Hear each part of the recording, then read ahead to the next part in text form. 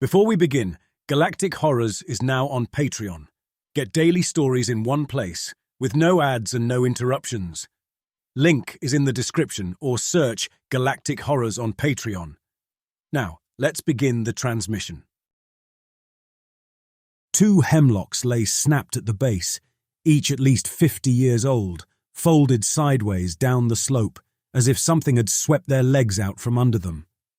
Below them, torn earth and shredded laurel cut through the drainage like a road grader had gone drunk through the hollers. I was on the ridgeline above Bald River, midway through a shelter inspection loop I'd been running since Monday, and none of this had been here 2 days ago. I'm Dale Purcell, 14 years backcountry with the Cherokee National Forest, which in practical terms means I manage 63 miles of trail, 9 shelters, 4 trailheads, and whatever problems the seasonal staff leave behind when they clock out at the end of October. The seasonals had been gone for 2 weeks. I was the only ranger south of the Tellico River, covering ground 3 men usually split, and I'd been moving since dawn, checking drainage culverts and bare cables before the first hard freeze. Quiet work. Work I'd done so many times it ran in my legs without asking permission from my brain. The trees changed that. Hemlocks don't snap like that from wind or ice. The break pattern was industrial. Something massive and fast had struck them low and kept going downhill with all its momentum. From where I stood, I could see the gouge in the slope, a raw furrow of red clay and shattered rock descending 300 vertical feet toward the creek bottom. Diesel stains on the exposed stone caught the afternoon light in dark rainbows. I keyed my radio and told dispatch I was leaving the trail to investigate possible vehicle wreckage in the Bald River drainage. Grid reference 35.32 north by 84.15 west, approximate. Then I slung my pack and started down. The wreck sat at the bottom of the drainage against a shelf of exposed sandstone where the slope leveled out. A truck, heavy and armored, built on a military chassis I recognized from my time at Fort Campbell. 5-ton class, reinforced cab, dual rear axles with run-flat tires, all of them shredded. The exterior was blank, license plates, agency markings, and DOT numbers all absent. The paint was flat grey, non-reflective, the kind of finish meant to disappear on a highway at night. The cab was crumpled against the rock shelf. The cargo bay behind it had buckled along its welded seams but held together, a steel box 15 feet long and 8 feet wide, bolted shut from the outside with a door mechanism I'd never seen on any vehicle. The bolts were sheared. The door hung open 6 inches, bent at its midpoint where something had pushed outward with enough force to warp 1/4-inch plate.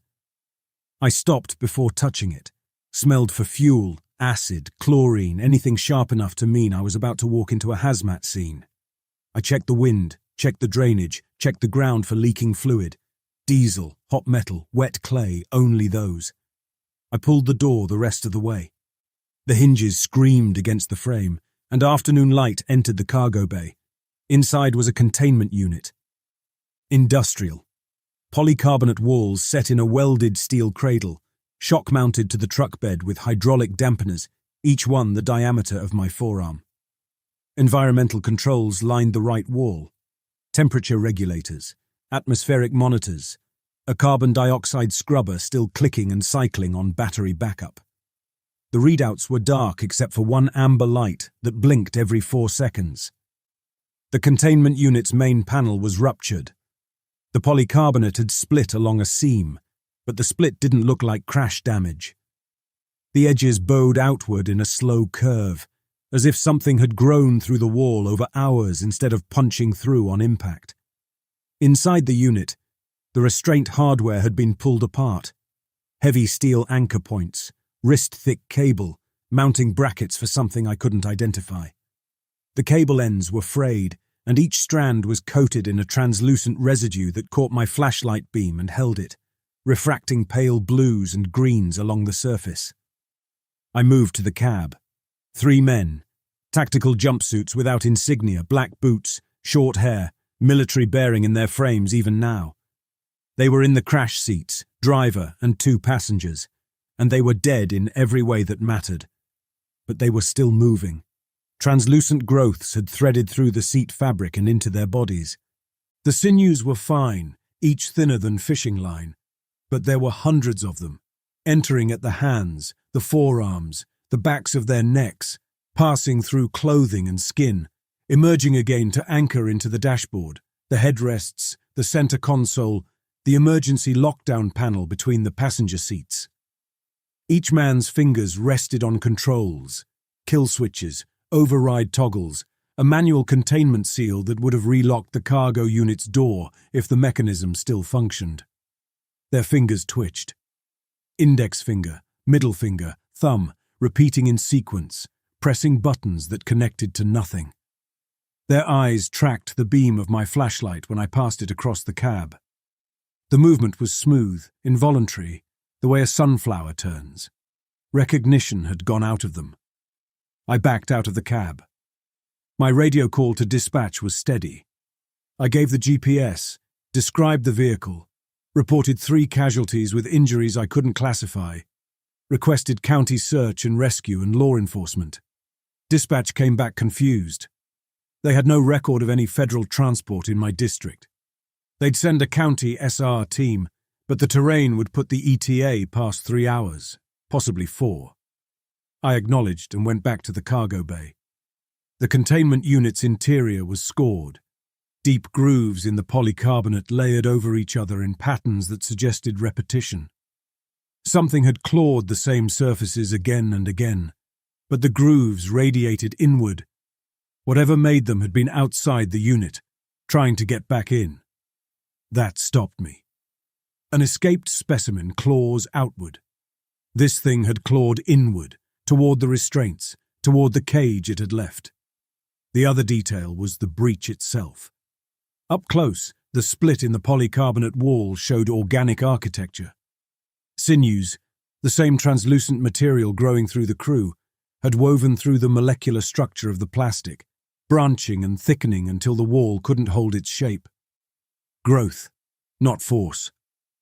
The containment had failed because something threaded itself through the barrier's material at a level I didn't have the vocabulary to describe. Drag marks led from the ruptured unit out the cargo door and into the drainage. Something heavy had pulled itself over the truck bed's lip and gone northeast, downhill, into the deep timber along the creek. The ground was soft from recent rain, and the marks were clear. A wide central furrow flanked by secondary impressions that could have been limbs, but too many of them spaced wrong for any quadruped I knew.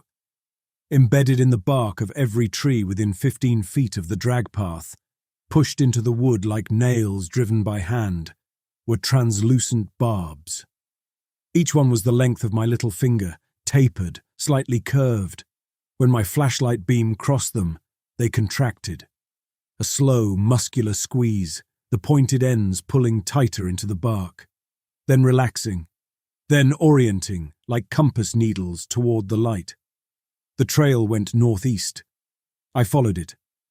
The drag marks led me through laurel thickets and across 2 feeder streams in the first mile, then turned sharply uphill toward a sandstone bluff that rose 80 feet above the drainage. I tracked the way I've always tracked, reading the ground and the surfaces for weight, gait, direction, speed, and condition. 14 years of bear, boar, coyote, and the occasional lost hiker had given me a vocabulary of sign that covered every animal in these mountains. This one spoke a language I'd never studied. The gait was wrong. Every 200 yards or so, the weight distribution shifted. The central furrow deepened on one side, then the other, then vanished while the limb impressions widened, as if the thing's center of mass was migrating inside its own body. The spacing between limb strikes changed too. Sometimes it suggested 4 points of contact, sometimes 6, once what looked like 8, then back to 4 with a different geometry than the first pattern. I'd tracked a 3-legged bear once, years ago, an old sow who'd lost a forelimb to a cable snare. Her gait had a compensating rhythm that stayed consistent mile after mile. This thing didn't compensate. It reconfigured. At the bluff, the trail should have funneled along the base toward a gap where the creek cut through. Every animal I'd ever tracked followed the path of least resistance around an obstacle like that. The barbs told me different. They were embedded in the rock face itself, a vertical line ascending the sandstone, each one driven into cracks and pockets in the stone, spaced about 18 inches apart. The thing had gone straight up, 80 feet of sheer rock and over the top.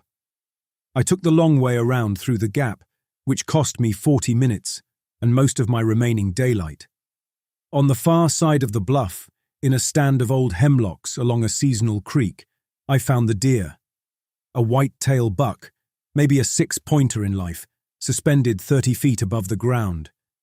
Barbed sinews had threaded through its body from multiple entry points, legs, ribcage, the base of the skull, passing through tissue and exiting to anchor into the surrounding branches. The sinews held the carcass spread-eagled against the canopy, limbs extended, head back, the posture of an animal mid-leap frozen in place. The deer had been dead long enough for rigor to lock the joints, but recent enough that the belly hadn't started to swell. A few hours, maybe less. I watched the barbs. Each one that caught the edge of my flashlight beam contracted, pulling tighter into the wood or flesh it gripped, then relaxing, then reorienting toward the light. The movement ran through the whole structure in sequence. A wave of contraction that started at the barbs nearest my beam and rippled outward through the network. Each sinew tugged its anchor point and released. The deer's body rocked gently in the canopy as the tension shifted around it. The arrangement bore no resemblance to feeding, caching, or territorial marking. Bear caches were dragged under brush piles, covered in dirt and leaves. Bobcat kills hung in low branches, half consumed. This was architecture. The deer was structural material, suspended at a junction point where 5 major sinew lines converged. I marked the GPS and kept moving. 40 minutes later, I found the second truck. This one had jackknifed against a rock shelf 1.5 miles northeast of the first wreck, along a different drainage. Same vehicle class, armoured, unmarked, flat grey. The cab was crushed, and the 2 crew members inside were dead from the impact, skulls caved, chests compressed by the steering column and dashboard. Their bodies were free of sinew growth.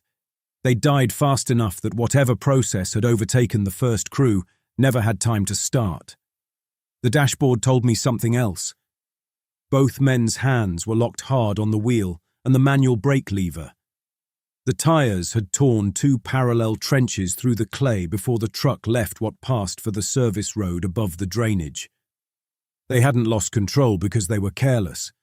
Something had happened to the convoy all at once, and these 2 had fought the truck until the mountain took it from them. The cargo bay was intact.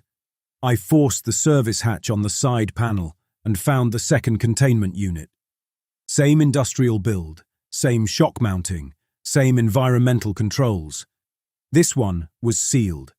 The polycarbonate walls were unbreached, the atmospheric readouts active, the temperature holding at a steady 4 degrees Celsius. The backup battery showed 61%. I put my hand on the floor of the truck bed.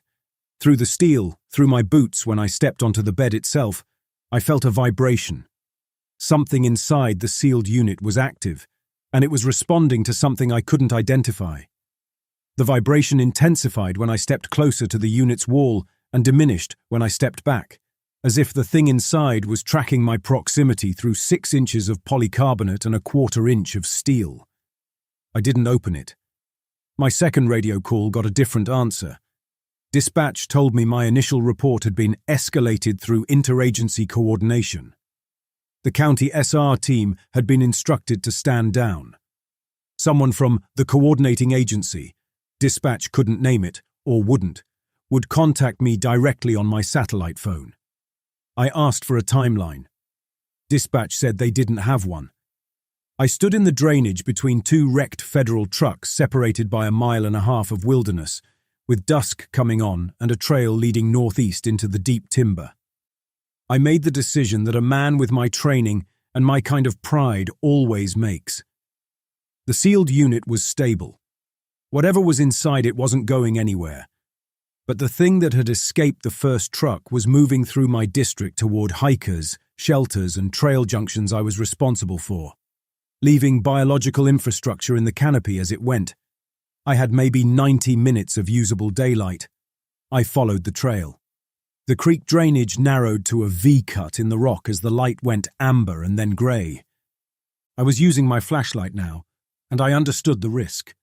Every barb I'd passed had tracked the beam like a living sensor. If the sinew network was reporting my position to whatever produced it, I was announcing myself with every step. But the terrain demanded the light. The creek bed was ankle-deep in cold water running over slick rock, and a fall here with no backup and no extraction team meant lying in 38-degree water until hypothermia finished what the rocks started. I waded upstream.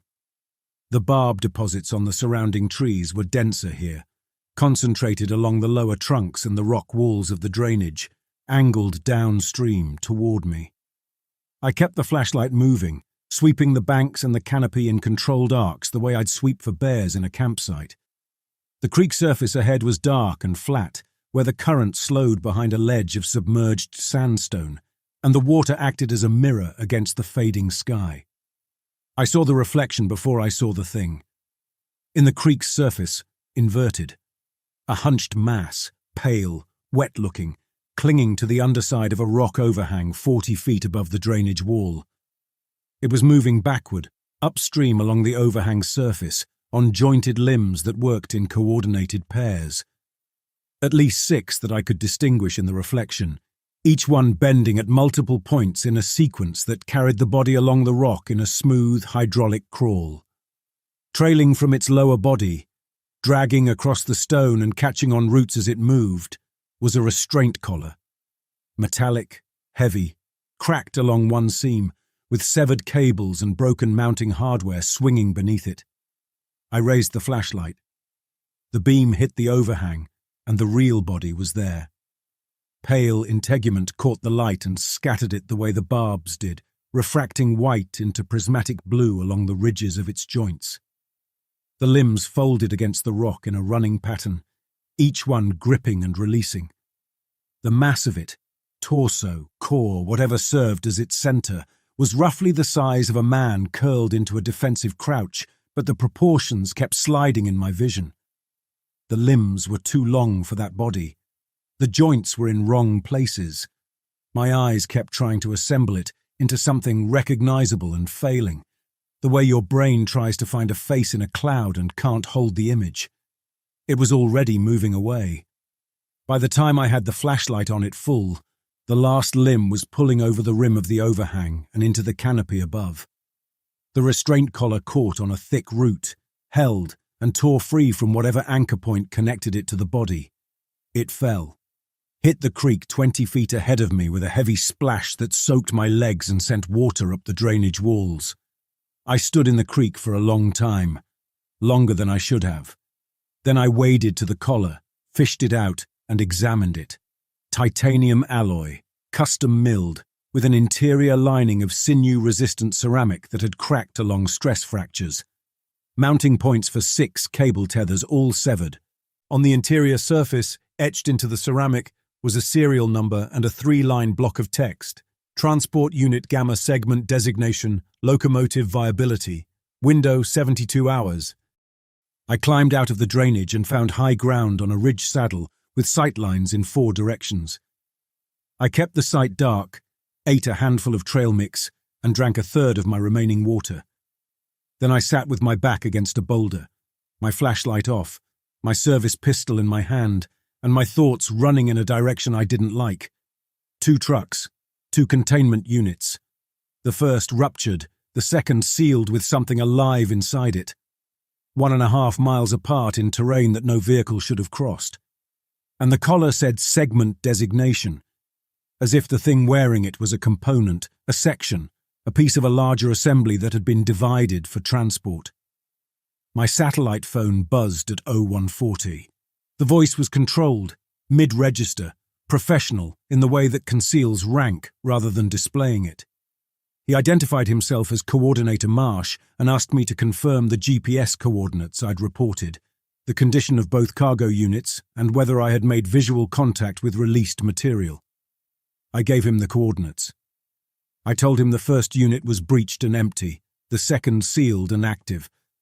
I told him I'd tracked the release material for approximately 4 miles northeast and had made visual contact in the creek drainage below the Bald River bluffs.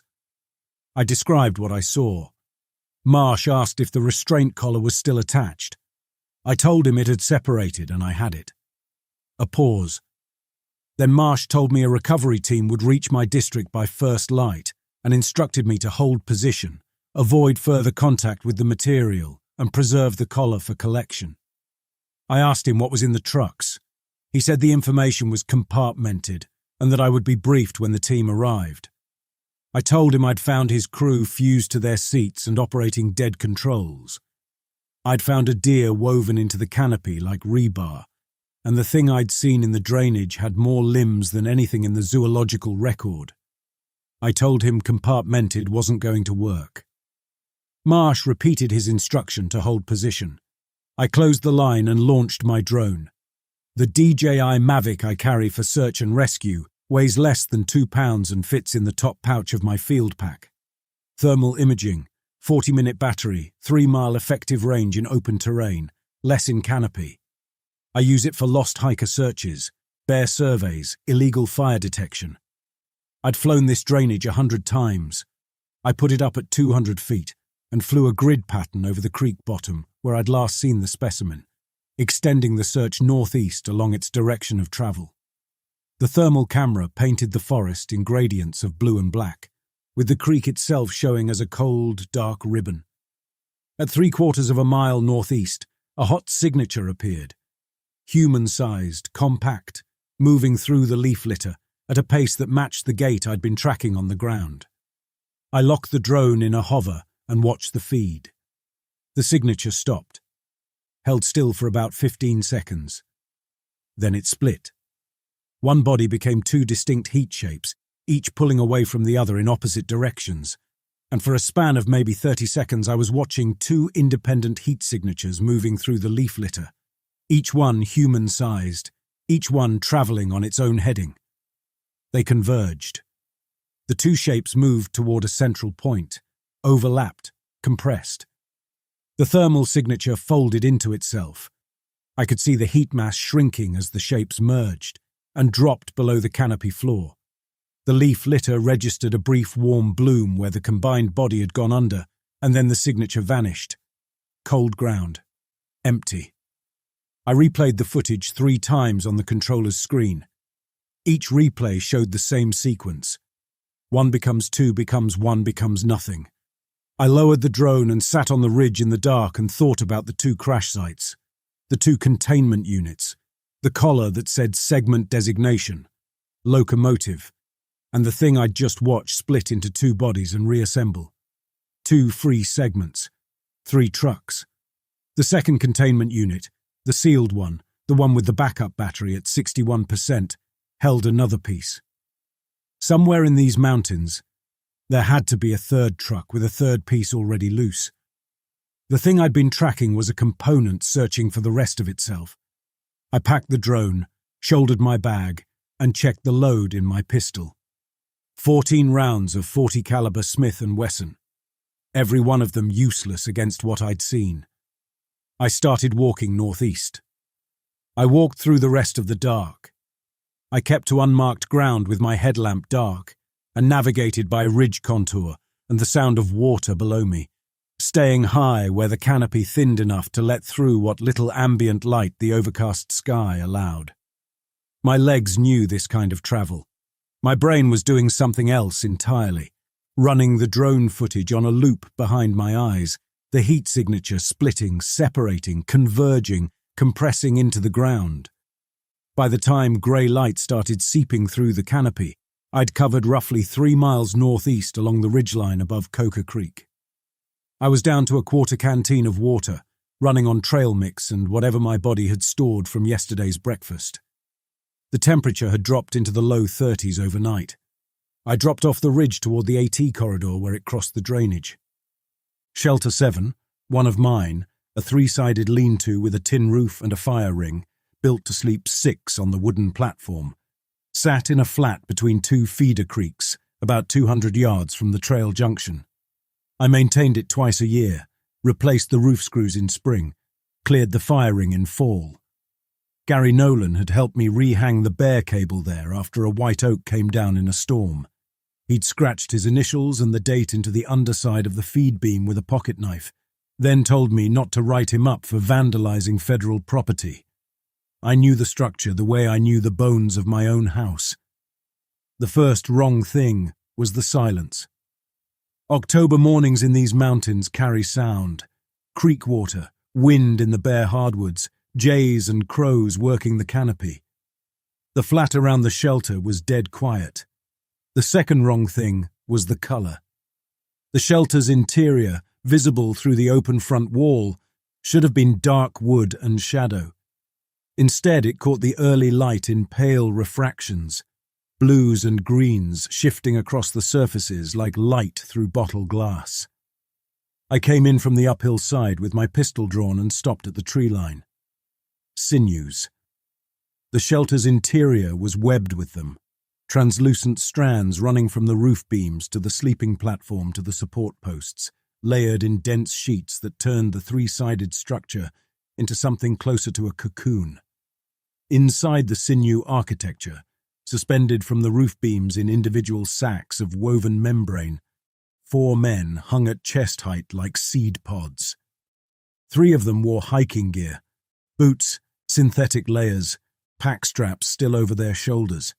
The 4th wore a green cotton work shirt and canvas pants, and I recognized him before I reached the shelter's entrance.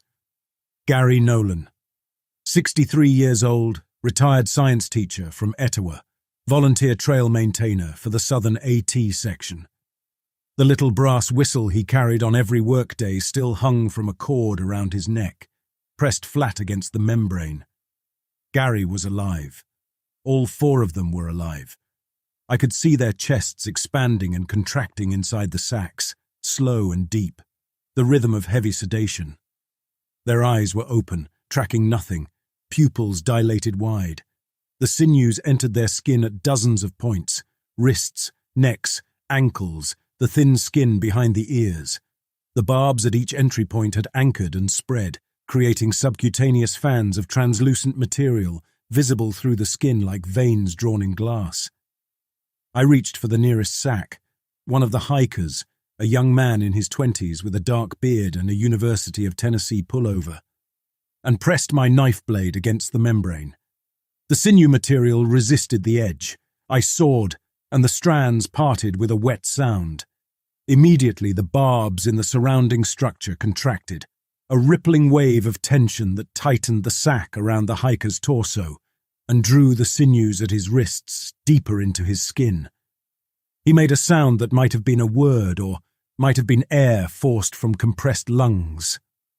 I stopped cutting. The tightened barbs held. The sinews I'd severed were already reaching toward each other across the gap, thin new tendrils extending from each cut end. I could not free them without killing them. Every cut tightened the weave. Every tightening drove the barbs deeper. The membrane was life support and restraint at once, engineered to punish interference. I put my hand against the outside of Gary's sack. His body heat came through the membrane like standing next to a wood stove. That was when I understood what the shelter was for. The morning air was 31 degrees. These 4 men were running core temperatures I could feel from a foot away, radiating heat through the translucent membrane into the surrounding air. In the thermal spectrum, in the drone camera, in a helicopter's FLIR pod, in any infrared scanning system a recovery team would use, this shelter would light up like a bonfire. 4 human temperature signatures, bright and obvious, positioned at an established structure on a known trail, exactly where a search pattern would look first. The Specimen was miles away. These men were bait, thermal decoys. Anything hunting by heat signature would find this shelter and flag it as the target while the real quarry stayed cold, buried in leaf litter, invisible. It had used dead hands to work control panels. It had used a deer as a junction. Now it was using living men as signal. I photographed each man. I recorded the GPS. I checked Gary's pulse through the membrane. Slow. The heartbeat of a man deep in chemical sleep. I spoke his name and got nothing. I told him I would be back, which was true in the way all promises are true when you make them in a place you can't stay and can't fix. Then I left. The sound of rotors reached me 40 minutes later. I was a mile northeast of the shelter, climbing toward the ridge that led to the Coca Creek fire tower, when the heavy thud of twin turbines came in from the east. 2 helicopters, Black Hawks, unmarked, the same flat grey as the trucks, dropped below the cloud ceiling and descended toward a meadow on the far side of the drainage. I watched from a stand of sourwood as the first bird settled, and men began jumping from the side doors before the skids were fully down. 12 men. Grey tactical gear, black boots, equipment cases, 2 aluminum crates that took 4 men each to offload. They moved like a team that had deployed to situations like this before. Antenna arrays went up. A portable generator came out of the second helicopter's belly. One man began assembling what looked like a directional broadcasting unit, a dish antenna on a tripod, aimed at nothing yet. Coordinator Marsh stepped off the second helicopter. I knew him by the way the others oriented around him. He walked, and they adjusted, the way a current adjusts to a stone. Mid-50s, medium build, cropped grey hair. He carried nothing. He wore the same tactical grey as his team, but without armor, without a sidearm that I could see. I keyed my satellite phone and watched him reach for his. "Purcell," he said, "I told you to hold position. There are 4 men cocooned in Shelter 7, alive in some kind of induced stasis, being used as thermal decoys. One of them is a volunteer I've worked with for 6 years. Marsh didn't respond to that. He asked where I was. I told him I was watching his team from the ridge and that I was continuing northeast toward the fire tower. He told me to come down to the meadow for debriefing and equipment assignment. I told him I'd come down when I understood what I was dealing with, and that compartmented still wasn't going to work. "Ranger, you are interfering with a classified federal recovery operation. Come to the staging area, or I'll have you detained when we find you. You've got 4 living civilians being used as bait 2 miles south of your position. Are you sending a team?" Another pause, longer than the first one. "Those signatures have already been flagged and accounted for. They're being monitored. Recovery of personnel will proceed after the primary asset is secured." Accounted for. Monitored. Gary Nolan, threaded through with barbs, hung from a roof beam in a shelter I'd rebuilt with my own hands, and this man had flagged the heat signature and moved on. I closed the line. The third truck was in a ravine a half-mile south of the fire tower. This one was smaller than the other 2, a single-axle armoured transport built for speed rather than payload. It had rolled down a steep grade and caught fire on impact. The cab was a burned shell. The 2 crew members inside were bones and carbon, unrecognizable. The cargo bay had partially survived the fire. The steel frame held, though the exterior paneling had warped and split in the heat. Inside, the containment unit was breached and empty. The polycarbonate had melted along one wall, and the restraint hardware had deformed, but was still readable in its mounting configuration. The interior geometry was different from the other 2 units. The first unit, the one that held the locomotive segment, had been configured for something long, multi-limbed, heavy on one axis. The second sealed unit had a cubic restraint chamber with mounting points distributed evenly across all 6 interior surfaces, built for something compact and dense, something that pressed outward in all directions. This third chamber was shallow and wide, almost disc-shaped, with mounting points concentrated along the upper surface. Whatever it held had been flat, broad, and restrained primarily from above. 3 trucks, 3 containment configurations, 3 different shapes of cargo, 1 organism divided into segments, the part that moves, the compact anchor that holds the body together, and the part that senses. The locomotive segment had escaped the first truck and was what I'd seen in the creek. The anchor segment was sealed in the jackknifed truck. The third, The flat, broad sensory component had escaped the burned truck and was somewhere in these mountains, loose, searching for the other pieces. The drone footage made sense now. The splitting thermal signature had been two free segments, locomotive and sensory, finding each other, testing assembly, separating, trying again, folding together and coming apart like hands learning a grip. The combined form disappeared under the leaf litter because, even two-thirds assembled, this thing knew how to hide from thermal scanning. The segments were already partially fused, which meant the thing heading northeast was larger and more capable than what I'd seen in the creek. Two segments joined, working in coordination, moving toward the last piece. And the last piece was in the sealed containment unit in the jackknife truck, the unit Marsh's team had already come to extract. The creature was heading for Marsh. I climbed toward the fire tower. The Coca Creek Tower is a 60-foot steel frame structure built in 1938 and decommissioned in 2004, when satellite fire detection made the old lookout system obsolete. I'd inspected it every spring for structural integrity, filed the same report every year. Frame sound, cab intact, stairs serviceable, recommend continued monitoring.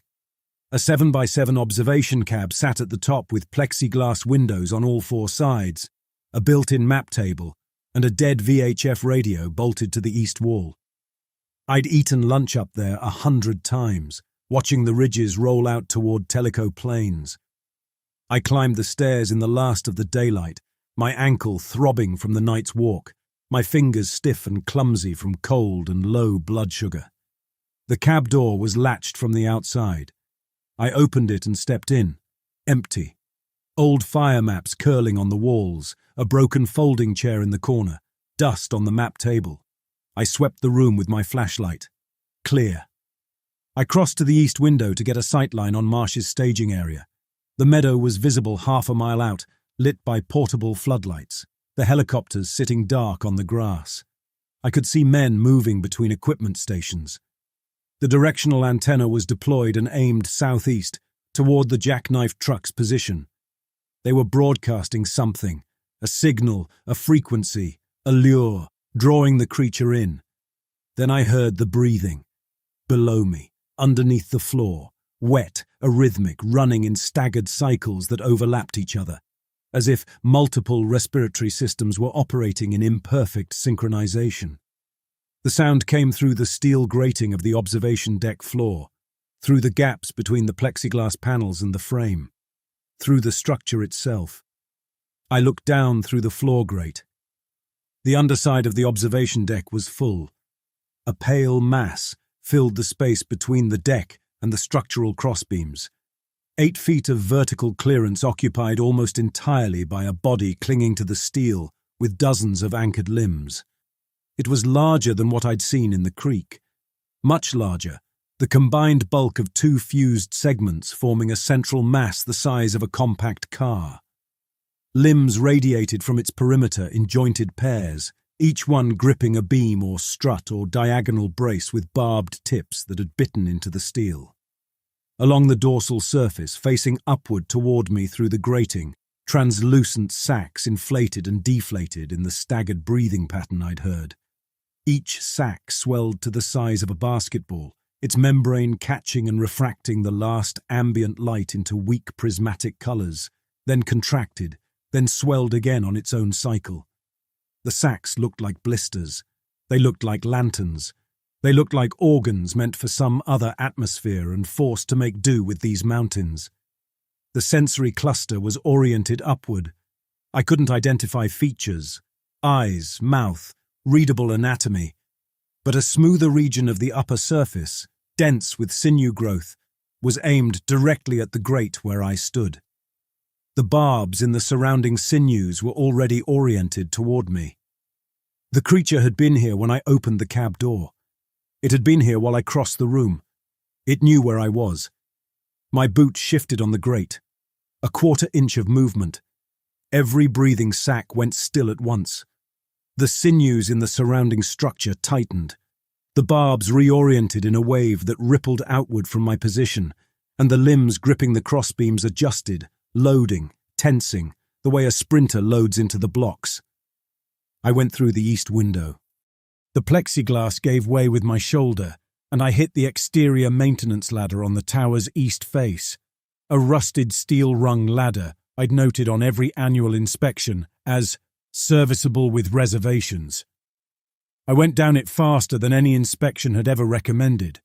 At the 40-foot mark, a rung gave under my boot and I dropped. I caught myself 2 rungs lower with both hands, my body and pack slamming through my wrists and shoulders.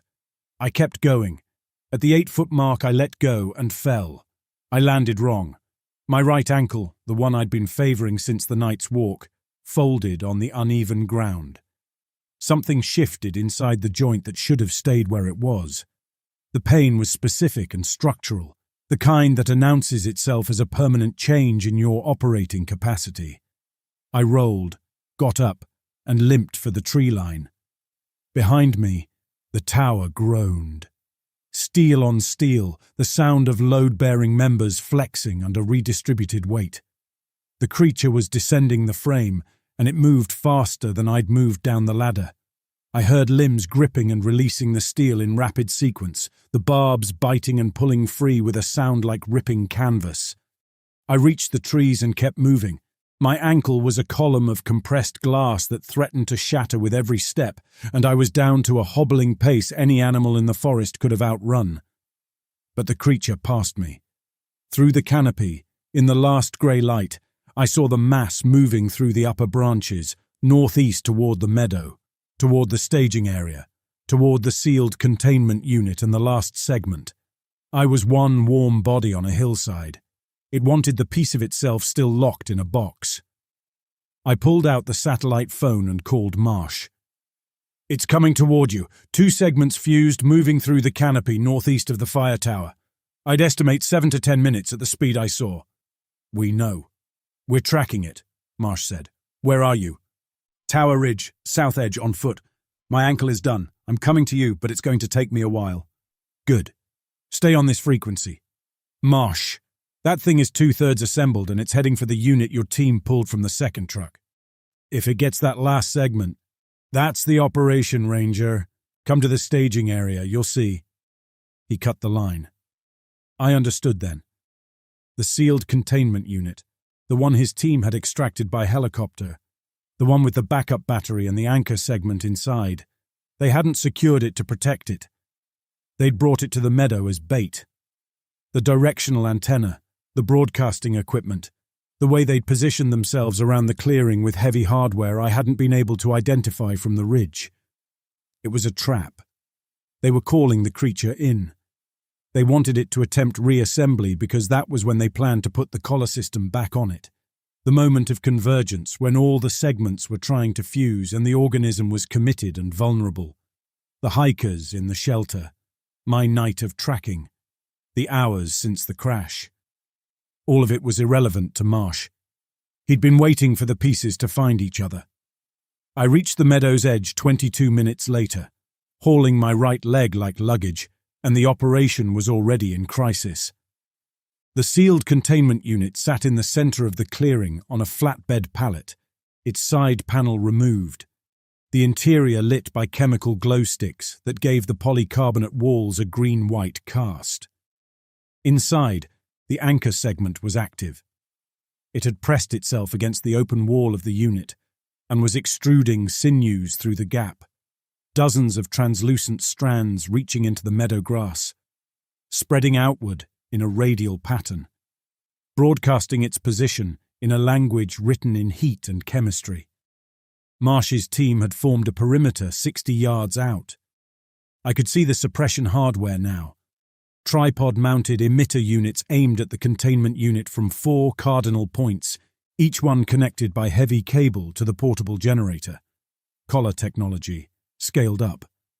The same electromagnetic disruption system that had kept the segments from signaling each other during transport, now configured to fire a convergence range pulse that would shut down the organism's coordination at the moment of assembly. The creature arrived from the canopy on the south edge. I saw it come through the trees in a flowing hydraulic descent, limbs releasing branches and gripping new ones in sequences so fast the individual movements blurred into a continuous pour of pale mass through the canopy. It hit the ground at the clearing's edge and crossed the grass toward the open containment unit at a speed I hadn't seen from it before. The two fused segments driving forward on 8 limbs, while the sinew skirt behind it laid barbs into the soil with every stride. The barbs in the grass oriented toward the containment unit's open wall, and the strands reaching out from the anchor segment inside, strained toward the approaching body. Marsh gave the order. I heard it through the satellite phone's open line, his voice still flat. Pulse on Convergence. All stations fire on contact. The creature reached the containment unit. The locomotive segment's forward limbs touched the anchor segment's extruded sinews, and the connection was immediate. Barbs interlocking, membranes fusing, the two masses pressing together with a wet structural sound that carried across the meadow. The organism convulsed. A shudder ran through the combined body, and for a moment the fused mass went rigid, limbs locked, sinews taut, the whole structure vibrating at a frequency I could feel through the ground. The emitter units fired. 4 simultaneous electromagnetic pulses hit the meadow at convergence range, and the effect was visible. The sinews went slack, the limbs spasmed and released their grip. The organism collapsed sideways off the pallet and onto the grass.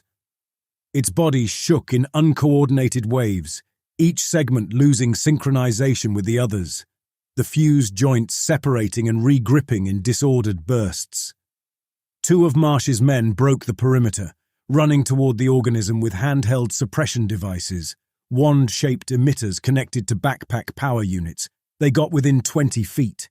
The creature's sinew skirt spread across the grass and, still anchored by hundreds of barbs, contracted.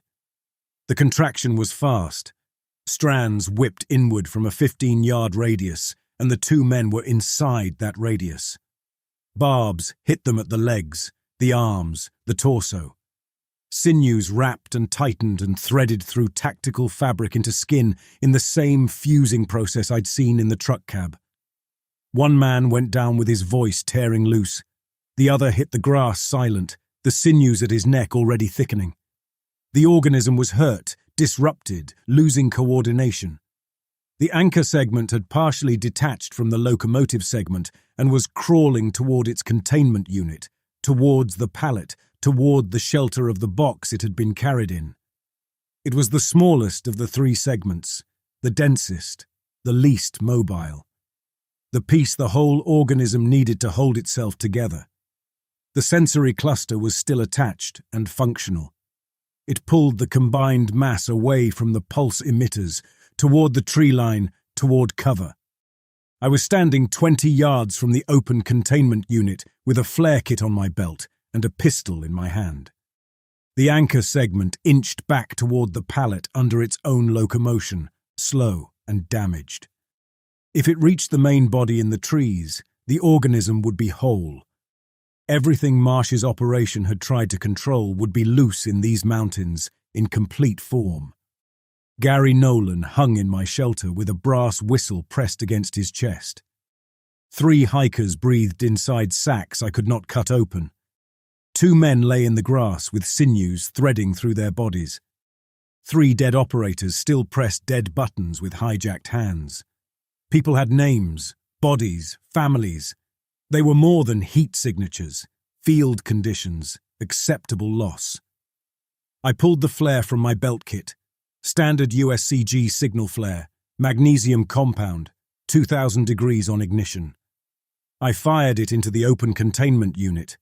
The magnesium hit the unit's interior padding, a dense polymer foam designed to cushion the segment during transport, and the foam caught instantly. The oxygen-enriched atmosphere inside the unit fed the fire, and the containment box became a furnace in seconds. The anchor segment was 3 feet from the open wall, close enough that the radiant heat blistered its integument before the fire touched it. It tried to reverse. The sinews it had extruded into the grass were still connected, and I stamped on them, grinding the barbs into the dirt with my good foot, severing the strands where I could reach. The segment contracted into itself, a defensive ball of dense tissue, and the fire rolled over it. The sound came through the ground. Through the barbs the organism had planted across the meadow, through the sinews anchored in the soil, through the root systems of the grass and the bedrock underneath. A vibration entered my boots and rose through my skeleton into the base of my skull. Every barb in the meadow contracted simultaneously, and the ones embedded in the two downed men tightened until the fabric of their tactical gear split along the seams. The main body at the tree line convulsed, reversed direction, and drove back toward the burning unit with a speed and coordination that shouldn't have survived the electromagnetic pulse. Marsh's team fired again, 2 emitters, then a third. The creature staggered, limbs failing in sequence, and went down 15 yards from the fire. The anchor segment was burning. I could see the tissue blackening and curling inside the containment unit, the sinews it had extruded shriveling back toward the source like vines in a brush fire. The creature on the ground reached toward the fire with 4 limbs and couldn't close the distance. The emitter pulse held it pinned, and the fire did the rest. The anchor segment burned for 11 minutes. Marsh's team kept the suppression field active the entire time. When it was over, the containment unit was a carbon shell, and the segment was gone, consumed. Slag and calcium ash on warped steel. The remaining organism, 2/3 of the original, the locomotive and sensory segment still fused, lay in the grass at the edge of the emitter field, motionless except for the breathing sacs along its dorsal surface, each one inflating and deflating at long intervals. 3 of its forward limbs moved in a slow repetition, reaching toward the place where the fire had been, grasping, releasing, reaching again. Marsh's team moved in with a replacement containment unit and the recalibrated collar system. The 2/3 organism was collared, suppressed, crated, and loaded onto the Black Hawk within the hour. The 2 downed operators were carried to the second helicopter on stretchers, sinew growth still active in their tissue, their hands twitching against nothing. The next 9 hours were evidence collection and containment, not rescue. Men in grey bagged ash from the burned unit, cut away sections of contaminated turf, packed barbs in sealed tubes, scrubbed the pallet, photographed the emitter positions, and logged every object in the meadow, except the people who had been used to draw the thing there. Marsh found me sitting against the flatbed pallet with my leg extended and my empty flare gun on the ground beside me.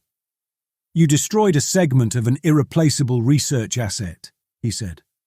"Federal property. Classified program. I destroyed a piece of something that was using living civilians as thermal camouflage. You'll be debriefed at Knoxville, full deposition, classification review. Your communications, reports, and digital records from the last 48 hours will be collected.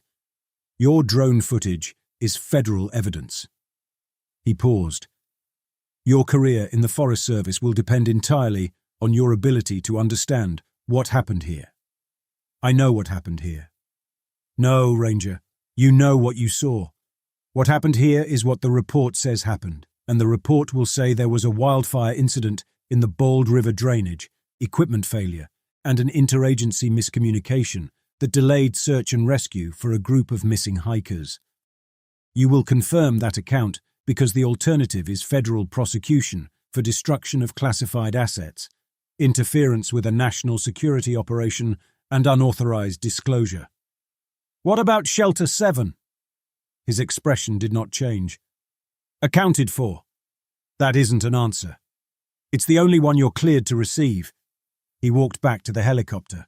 A medic came over, wrapped my ankle in a compression bandage and handed me an ice pack and 2 ibuprofen, and said nothing the entire time. The Black Hawks lifted off at 0410. The meadow went dark. I sat in the grass with the chemical glow sticks from the destroyed containment unit still casting green-white light across the clearing, and the barbs the organism had planted in the soil still twitching in contracting rhythms that grew slower and weaker as the hours passed. I tried to get back to Shelter 7 the next day. I made it half a mile on the ankle before the pain turned the slope white around the edges, and I had to crawl back to the service road. 2 men from an agency that never named itself drove me to Knoxville for debriefing. When I finally reached the shelter 5 days later, Gary and the hikers were gone. So were the sinews. So were the membrane sacks.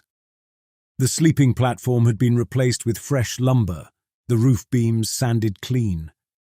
Gary's initials had been planed off the feed beam. The fire ring was raked flat. New leaves had been scattered over the ground in a way that would have looked natural to anyone who didn't read disturbed soil for a living. I found one barb under the uphill sill, missed by whoever had sterilized the site. It was dead by then, cloudy white instead of translucent, brittle enough to break between two fingers. I left it where it was. Evidence only matters when there is someone willing to admit what it proves. I went back to work 3 weeks later. The ankle healed into something functional, if permanent in its complaints. The reprimand in my file cited failure to follow interagency coordination protocol. Gary Nolan's name appeared in a missing persons report filed by his wife in Etowah. The search that followed covered the wrong drainage, and the case went cold. I wasn't interviewed. The 3 hikers from the shelter were never identified in any report I was allowed to see. My district is the same. 63 miles of trail, 9 shelters, 4 trailheads.